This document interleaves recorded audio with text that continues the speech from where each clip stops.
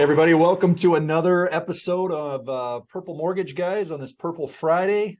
We're glad you joined us. Myself, Brent Vandergreen, along with Tanner Weber here to take you through another preview of a fun weekend of football, specifically for the Minnesota Vikings, taking on the New Orleans Saints over across the pond in London, kicking off at 8:30, early game this week, Tanner. So looking forward to it. What are your thoughts on the game ahead? Yeah, the battles against the Saints are always fun. I think it's actually going to be a much closer game than I think most people anticipate. I've been listening to a lot of stuff earlier this week, and I feel like a lot of people think the Vikings should probably blow them out of this game. I know the Saints are pretty injury heavy right now, um, but they have a good defense that hasn't really actually shown up in the past few weeks. But I think it's a nice advantage for the Saints that it's in a neutral location, even for us. Even for us, I like that the game is in a neutral spot. But going into this season, I actually looking at the Saints roster, I felt like they had one of the best defenses on paper in the league. They haven't shown that up to this point, but the strength of their team so far has actually been their offense. They haven't put up a ton of points, but they are pretty efficient and they do move the ball. So just gotta keep limit them to points and make sure that we can get on the board too. Yeah.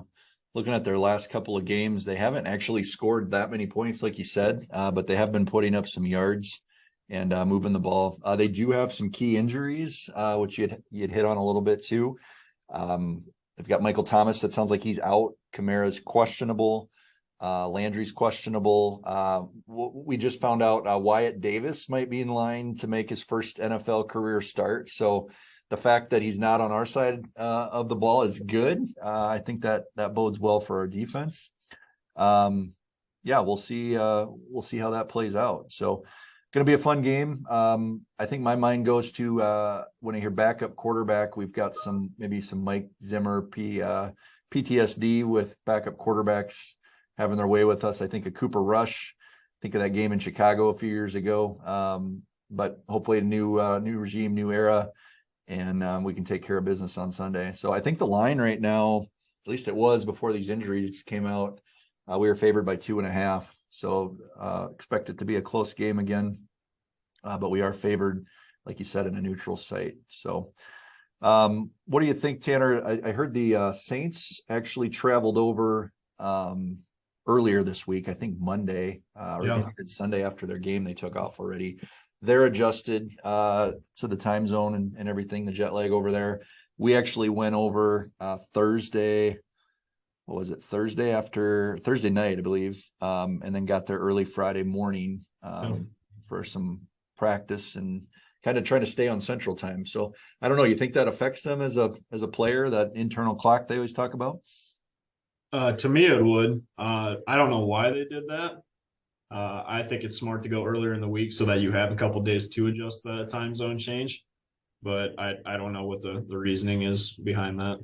I had heard there was someone on the staff that had been to 4 of these with the Rams and maybe some other team. Two of the times they went early, 2 of the times they went late, and whatever. I don't know. They must have decided they like the idea of staying on Central Time Zone. So I don't know. We'll see how that plays out. But then they don't have the bye next week either, so they got to come right back and play Chicago at home at US Bank Stadium a week from Sunday. So maybe that had something to do with it. But we'll jump right in. We usually do we call it Tanner's Tidbits, and it's basically just a few stats that you can use to impress your friends. Take that knowledge that Tanner's got stored up in that head of his. Impress your friends with some tidbits of things that are going on with the Vikings and things you might not have known. So I'm excited to hear what Tanner's got in store for us this week. Tanner, what do you got? So this is the third game that the Vikings are playing overseas. They are 2-0 in London. So US Bank Stadium, very far east. They played against the Steelers in 2013 and won that game 33-16. And then they also played the Browns in 2017 and won that game as well. Kirk Cousins is a 2-3 career record against the Saints. Not a great record, but he has played very well in his outings against them. He's throwing for over 300 yards per game, He has 13 touchdowns against the Saints as opposed to just 1 interception and a QB rating of 121.1. Jameis Winston has only played one game against the Vikings, but he is projected to be doubtful this week from the sounds of it. I think people are pretty excited to play against Andy Dalton. He is 2-2 in his career against the Vikings, throwing for 251 yards per game, 8 touchdowns with 5 interceptions, and an 86.1 QB rating. So not great by any means. Let's see. Vikings are 23-13 all time against the Saints. Dalvin Cook needs just 1 rushing touchdown this week to pass Ted Brown for 3rd place on the Vikings all-time rushing touchdowns list. And Adam Thielen needs just 1. Actually, Adam Thielen's got a couple of records he could break this week. Needs just 1 touchdown catch to pass Sammy White for 4th on the all-time Vikings touchdown reception list, and just 1 catch to pass Anthony Carter for 4th interceptions. Jordan Hicks going into this game is 6th in the league in total tackles with 31. The Vikings are also the 2nd least penalized team in the NFL going into this game as well. I didn't check to see who number 1 was, but that to me is just super surprising based off what we saw last year. We had a ton of penalties last year, and the offensive line has actually been really good about not getting penalized this year either. My last one here, Brent, this is actually more of a question for you. Can you guess, per PFF grades, who the top 5 starters are for the Vikings right now? Through the whole season, not just last game?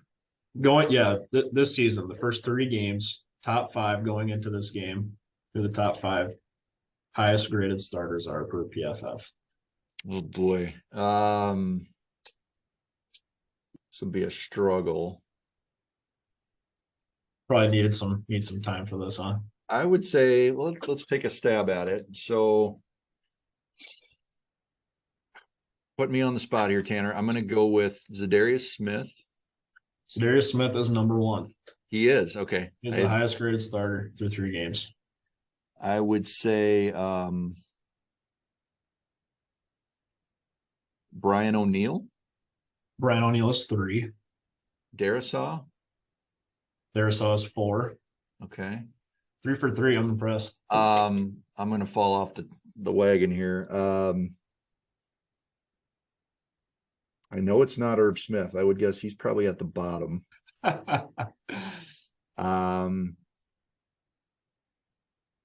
Justin Jefferson.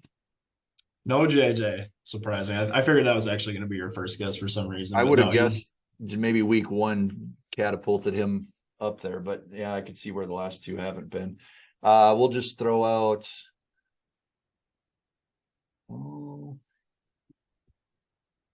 Adam Thielen.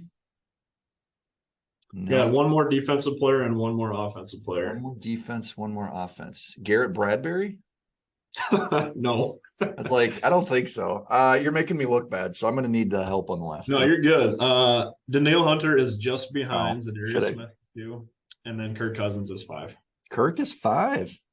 Hey, I got a stat for you. I know this isn't – I'm stealing your bit here. It's going to be a tidbit of info that maybe some people wouldn't have known. Kirk Cousins is actually the record holder for games in London with passing yards. Oh, yes. 458 back when he was with Washington. They had a 27-27 tie with the Bengals back in 2016. So probably not deep enough for you on these tidbits, but I thought some of our listeners may not know that, so we have to let them know. So 458 yards. Over or under 458 for Kirk this weekend? I'm gonna go under. Slightly under, yeah, probably more like 420, 430. So yeah, the Saints are 5th in the league through 3 weeks in pass defense. They're only allowing 183 yards per game, and Marshawn Lattimore is back this week, so it should make a difference too. It screams a Dalvin Cook game, right? Any more tidbits? Else we're gonna wrap up your tidbits segment here. The last one I'm gonna steal from my man Dusty Baker off Twitter again. This is actually the worst week In Vikings history, week 4, they are 27th in the NFL in win percentage in week 4 games. I think I read they're 7-12 in the last 19 years, I think, in week 4. So hoping we can improve that to 8-12. One more thing. I don't think we've been called for an offensive holding yet this season. So take that as a bonus tidbit for you guys. It'll be a challenge with Cam Jordan and Marcus Davenport this week. Yeah. All right. There you have the Tanner tidbits going into week 4. So share that info with your friends, and we'll be back with more of those again in a week. But wanted to move on, Tanner, to our bold predictions for week 4 against the Saints here. Bold predictions. We forgot to recap them last week. I don't think we hit them at all. So we are due for a win in our prediction game here. So we take one bold prediction, then we each predict the score, and we'll recap it Monday to see how we did. So Tanner, kick us off. Bold predictions week 4, New Orleans and London. Bold prediction this week is, even though he's hurt, he's going to be playing on an injury, this is going to be Dalvin Cook's breakout game. I'm going to go with 3 total touchdowns for Dalvin this week, 2 on the ground, and 1 receiving touchdown.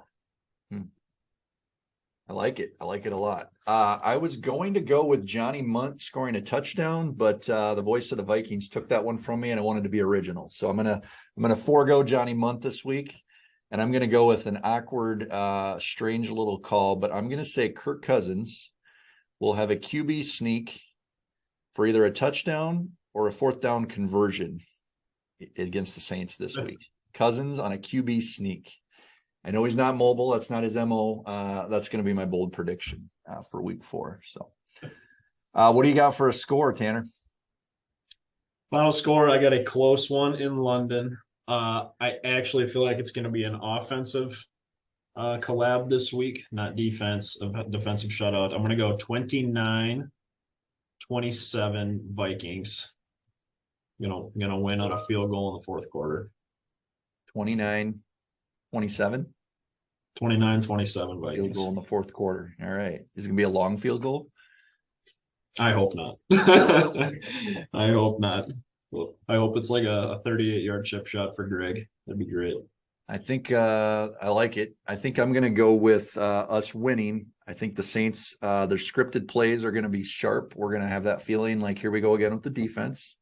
We're going to button things up in the second half. We're going to get a touchdown to put the game out of reach late.